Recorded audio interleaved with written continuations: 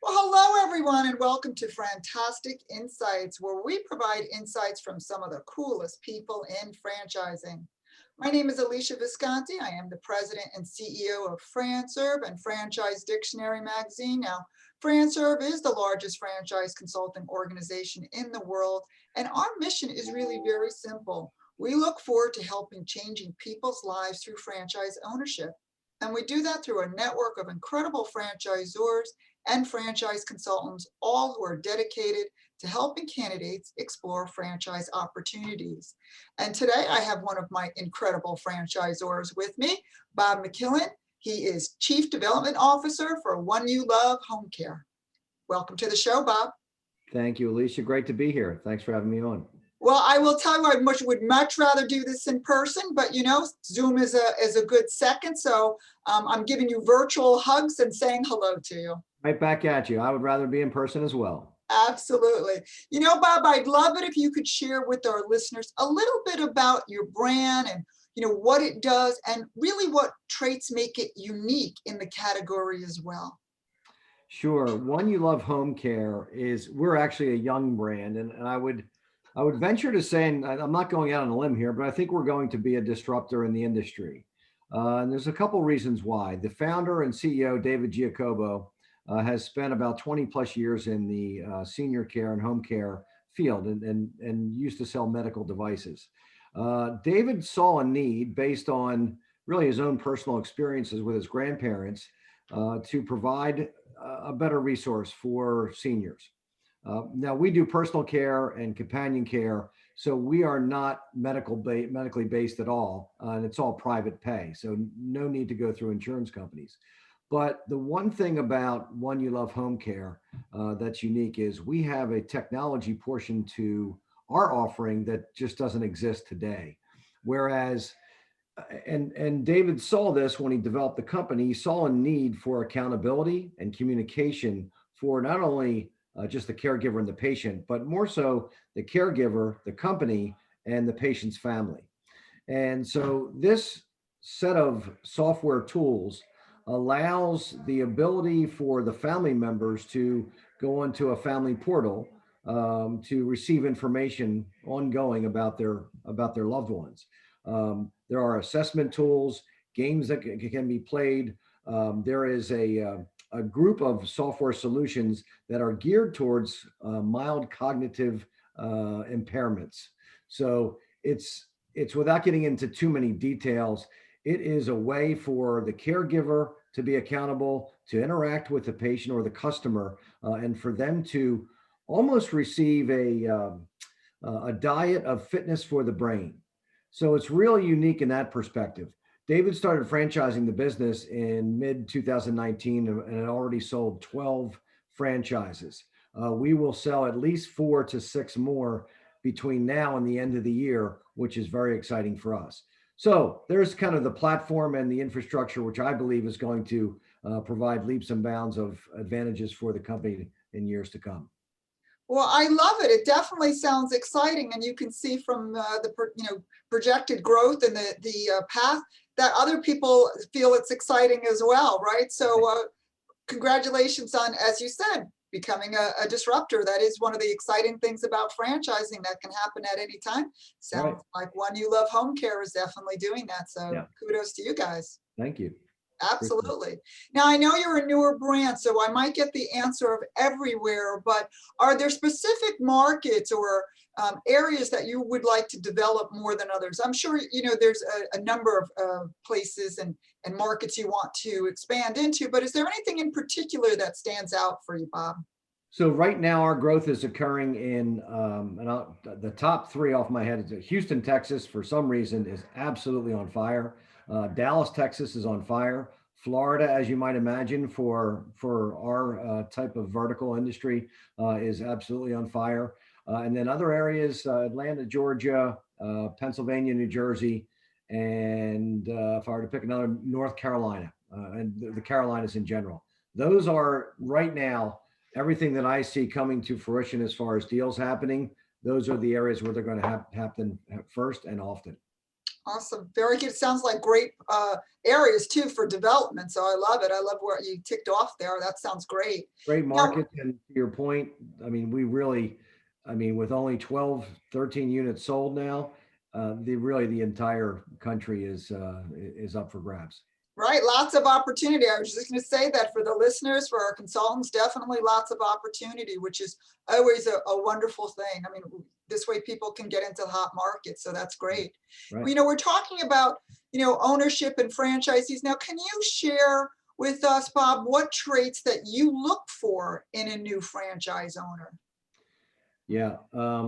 Certainly a question that, every franchisor, every really good franchisor, I think this is the most critical piece. And it is to us. We've turned down 7 consultant deals. Of course, none from FranServe, but 7 consultant deals.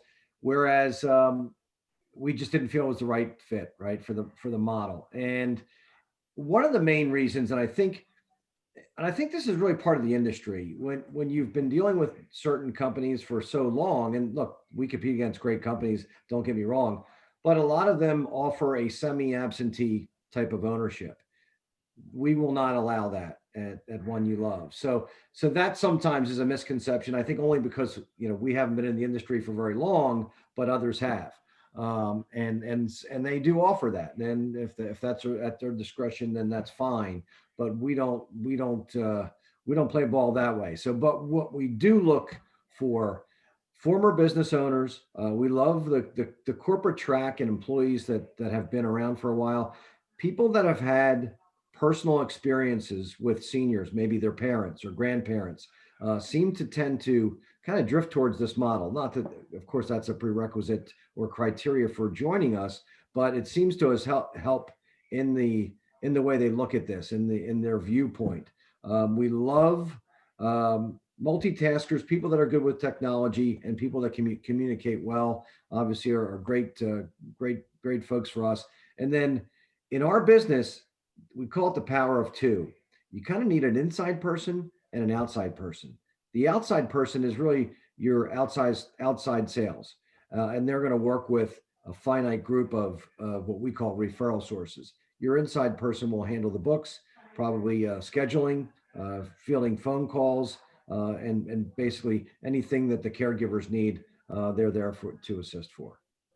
That is wonderful. And like you said, people come from different backgrounds,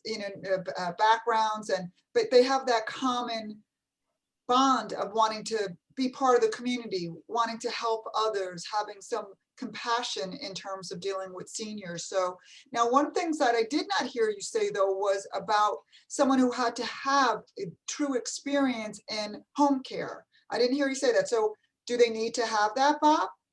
Yeah, good question. And that is one thing that they do not need. I'm not going to say we prefer it, because people that have healthcare backgrounds and even home care backgrounds, they would make good franchisees, but they do not. So when you come to us, you're going to receive more than enough training when you get to One You Love.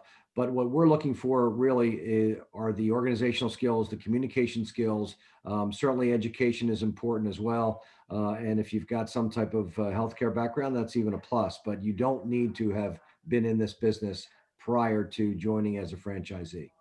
And thank you for, just kind of explaining that, because I know, listeners may be thinking this might be a good brand for me, but boy, I don't have that in my experience, right? So they can hear that that's not a necessity in order to be successful as a franchise owner. In fact, that's the beauty, right, of a franchise system, be in business for yourself, but not by yourself.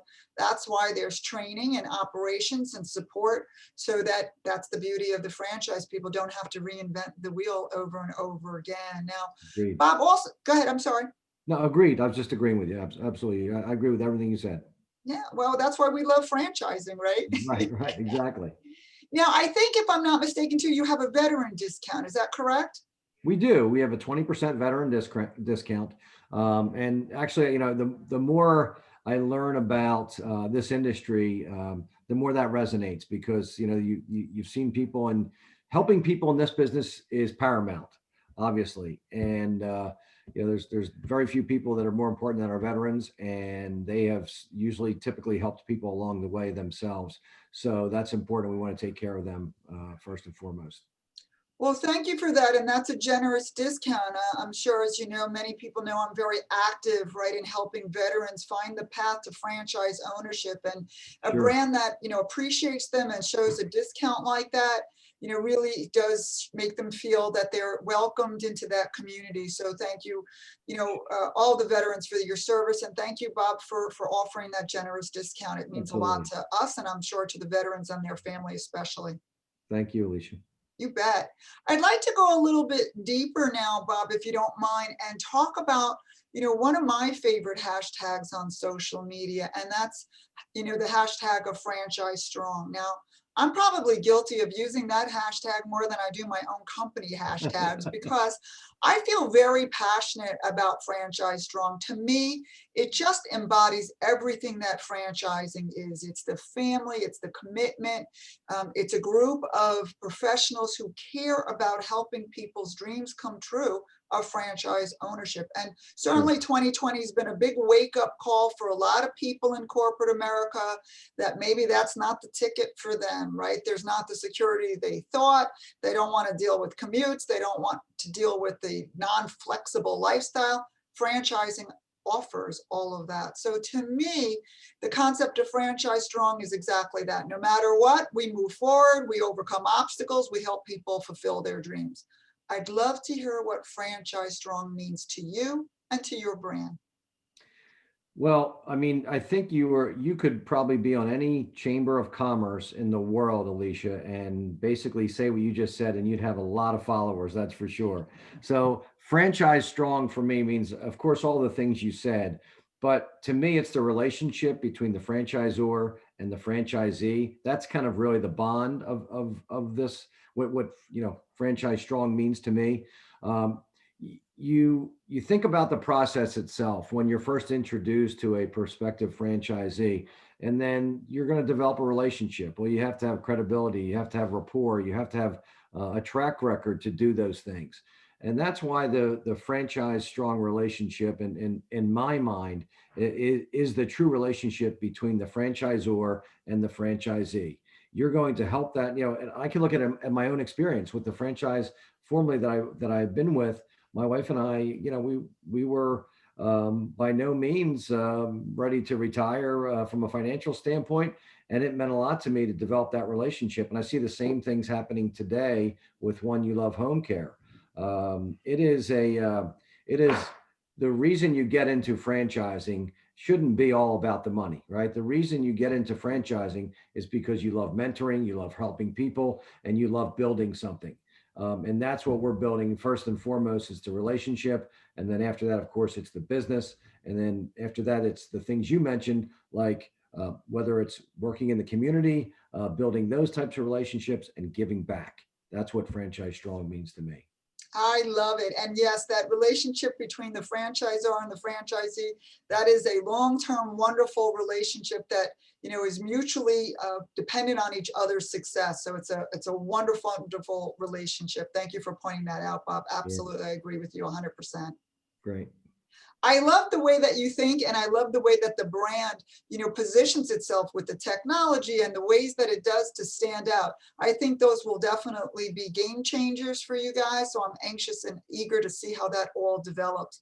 And I have to say, Bob, I know we're all, crazy busy these days and everything going on, but I truly appreciate you coming on to the show and for your fantastic insights. And audience, I want to thank you also for your time. Be sure to subscribe to our channel so you can get more videos.